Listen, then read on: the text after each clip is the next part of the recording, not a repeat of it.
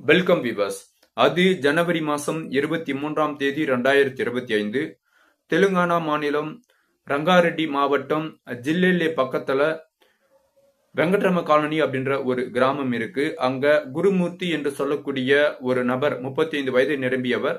அவங்களுடைய மனைவியான மாதவி, இவங்களுக்கு 33 வயது. இவங்க 2 பேருக்கும் ஏற்பட்ட சண்டையில என்ன பண்றாங்க அப்படின்னா, குருமூர்த்தி யார் மேல இருந்த கோபத்தையோ தன்னுடைய மனைவியின் மேல காட்ட ஆரம்பிக்கிறாரு. பக்கத்தில் இருந்த இரும்பு ராடு கொண்டு மாதவியினுடைய மண்டை மேல ஓங்கி அடிக்கிறாரு. ஓங்கி அடிச்சதுல ரத்த வெள்ளத்துல துடி துடிச்சு மாதவி கீழே மயங்கி விழுறாங்க. தன்னுடைய மனைவி மயங்கி வீழ்ந்தாங்களா அல்லது இறந்துட்டாங்களா அப்படின்னு தெரியாத குருமூர்த்தி என்ன பண்றாரு அப்படின்னா, பக்கத்தில் இருந்த கத்தி எடுத்து தன்னுடைய மனைவியினுடைய கழுத்தை தனியா துண்டை வெட்டி எடுக்கிறாரு.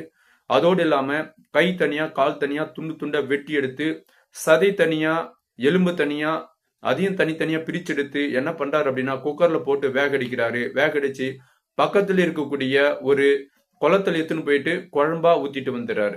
ஸோ ஓரிரு நாள் கழிஞ்சதும் தன்னுடைய மாமியாருக்கு கால் பண்றாரு. என்னுடைய மனைவிக்கும் எனக்கும் ஒரு 2 நாளைக்கு முன்னாடி சண்டை ஏற்பட்டது. அந்த சண்டையில என்கிட்ட குளிச்சுட்டு போயிட்டா என்னுடைய மனைவி.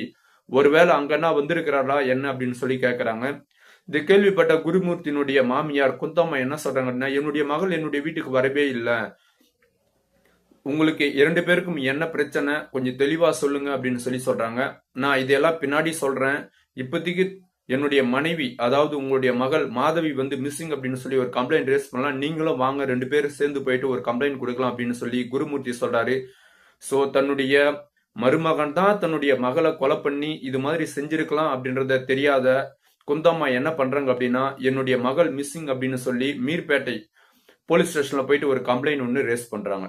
ஸோ பிறகு இதுல எப்படி போலீஸ் குருமூர்த்தி தான் குற்றவாளி, அதோடு இல்லாம தன்னுடைய மருமகன் ரொம்ப நல்லவன் அப்படின்னு நம்பிக்கொண்டு இருக்கக்கூடிய குந்தம்மா எப்படி தன்னுடைய மருமகன் மீது சந்தேகம் ஏற்பட்டு எப்படி ஸோ அவனை சிறைக்கு அனுப்புனாங்க அப்படின்றத பத்தி தான் இன்னைக்கு வீடியோல நம்ம பார்க்க போறோம். நீங்கள் பார்த்து கொண்டிருப்பது ராஜாராம் டிகிரிப்ட். நான் உங்கள் ராஜாராம். வாங்க வீடியோக்குள்ள போலாம்.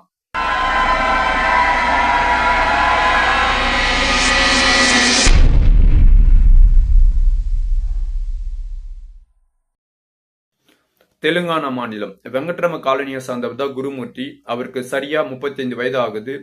குருமூர்த்தி தன்னுடைய 19வது வயதிலே என்ன பண்றாரு அப்படின்னா, ஆர்மி செலக்ஷனுக்கு போறாரு. போயிட்டு கரெக்டா 20 வயசுல ஆர்மில போய் ஜாயின் பண்ணி ஒர்க் பண்றாரு.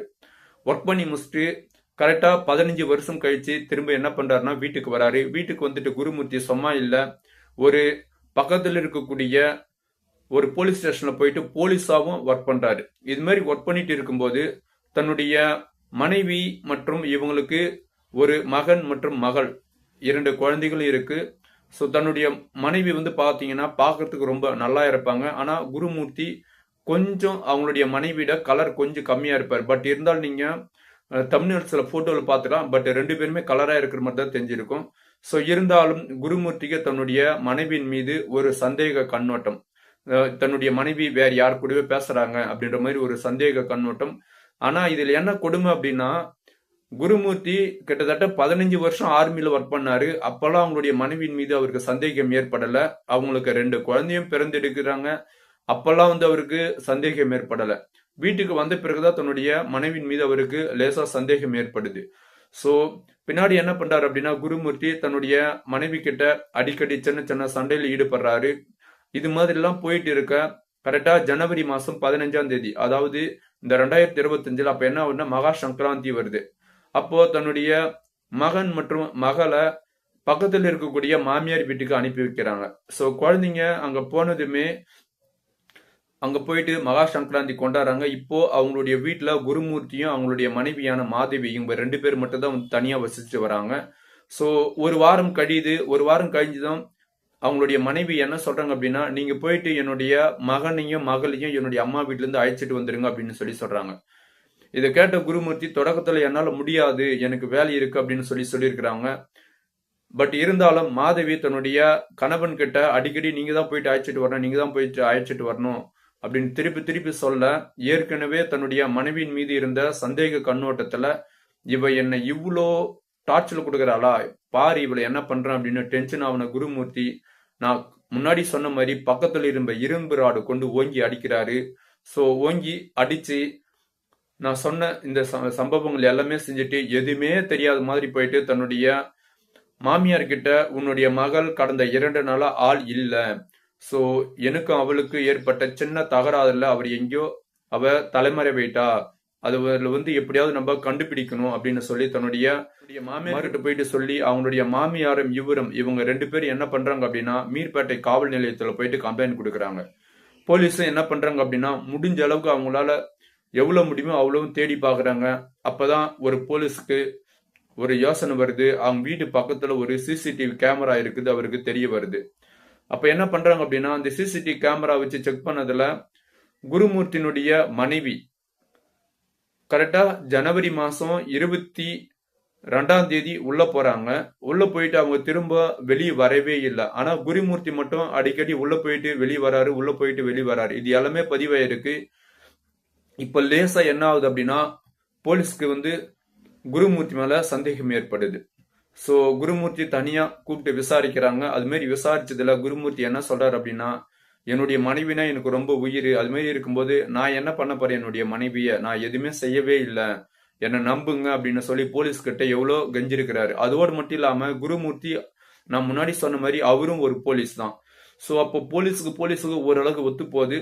பட் இருந்தாலும் சோ ஒருத்தர் மேல சந்தேகம் அப்படின்னு வந்துடுச்சுன்னா கட்டாயம் அவங்களை எப்படி விசாரிக்கணும் அது மாதிரி விசாரிப்பாங்க. இந்த விஷயம் அப்படியே மாதவினுடைய அம்மா, அதாவது குருமூர்த்தியினுடைய மாமியாரான குந்தம்மாவுக்கு போகுது. விஷயம் போனதுமே என்னுடைய மருமகன் அது மாதிரி நபர் இல்ல, தயவு செய்து அவரெல்லாம் சந்தேக கண்ணோட பாக்காதீங்க அப்படின்னு சொல்லி அந்த அம்மா சொல்றாங்க. இதை கேட்ட போலீஸ் அந்த சிசிடிவி ஃபுட்டேஜ்ல நடந்த விஷயங்கள், அதாவது உங்களுடைய மகள் ஜனவரி மாசம் 22ஆம் தேதி உள்ள போயிருக்கிறாங்க, ஆனா அவங்க திரும்ப வரவே இல்லை.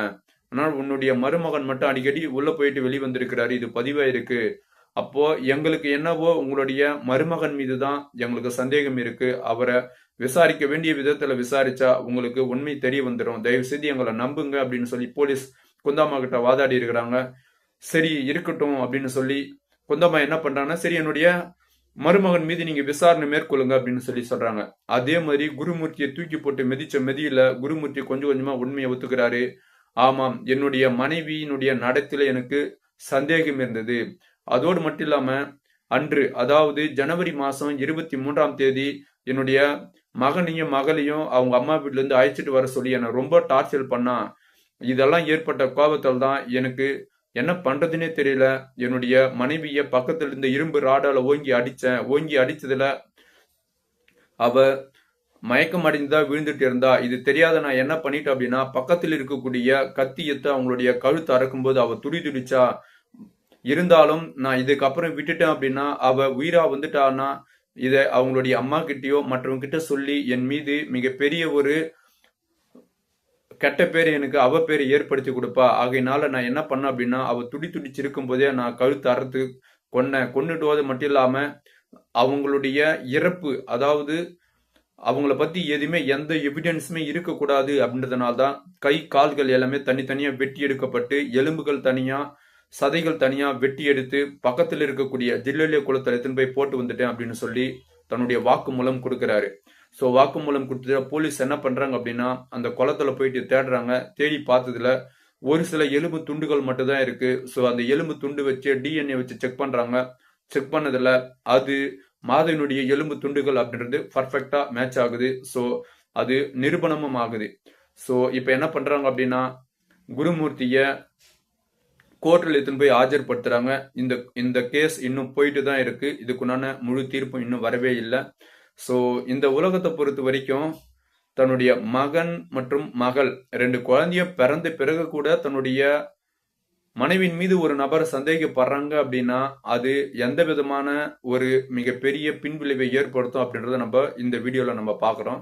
சரிங்களா? ஸோ சந்தேகம் அப்படின்றது வந்ததுன்னா எந்த ஒரு குடும்பமே நல்லா இருக்காது அப்படின்றதுக்கு மிகச்சிறந்த ஒரு எடுத்துக்காட்டு தான் இந்த குடும்பம். சரிங்களா? குருமூர்த்தி நல்லா கை நிறைய சம்பாதிக்கக்கூடிய ஒரு நபர், ஒரு நல்ல மனிதர். அதோடு மட்டும் இல்லாம அவர் முன்னாள் ஆர்மி மேன். சரிங்களா? ஸோ இப்படி இருக்க அவருக்கு ஏன் இந்த சந்தேக கண்ணோட்டம் வந்தது அப்படின்னு சொல்லி தெரியல. ஸோ மேபி அவருக்கு தன்னுடைய மனைவி ரொம்ப அழகா இருக்கிறா அப்படின்ற மாதிரி ஒரு எண்ணம் இருந்திருக்கலாம். நான் இதுக்கு முன்னாடி வீடியோஸ் எல்லாம் நிறைய முறை சொல்லியிருப்பேன். ஒரு பெண்ணுக்கு முதல் எதிரி அவங்களுடைய அழகு மட்டும்தான் அப்படின்னு சொல்லி. சரிங்களா? ஸோ இந்த விஷயம் அதே மாதிரி தான். இந்த வீடியோ பத்தி நீங்க என்ன நினைக்கிறீங்க அப்படின்னு சொல்லி கீழே கமெண்ட்ல கமெண்ட் பண்ணுங்க. இவ்வளவு நேரம் இந்த வீடியோவை பொறுமையா பார்த்த அனைவருக்கும் நன்றி, வணக்கம்.